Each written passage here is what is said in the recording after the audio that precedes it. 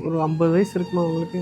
ப்ராப்பரான வயசு எனக்கு 70. 20 வருஷமா நடிக்கிறீங்களா? ஆமாம் சார். நாங்கள் கம்பெனி ஆர்டிஸ்ட் சொல்லி கம்பெனி மேலுக்காக போய் டைரக்டர்களை பார்த்து வாய்ப்பு தேடி ஒரு 50-60 படம் வந்திருக்கும் சார். ஃபேமிலி பற்றி சொல்லுங்கள்.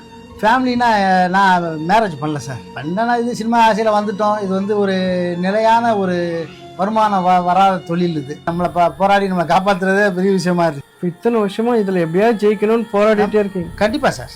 அது நம்ம நினச்ச இடத்த அடைவோம் சார். கிடைச்சிருவீங்க கண்டிப்பாக சார். சரி, உங்களுக்கு நான் ஏதாவது பண்ணணும்னு ஆசைப்பட்றேன்.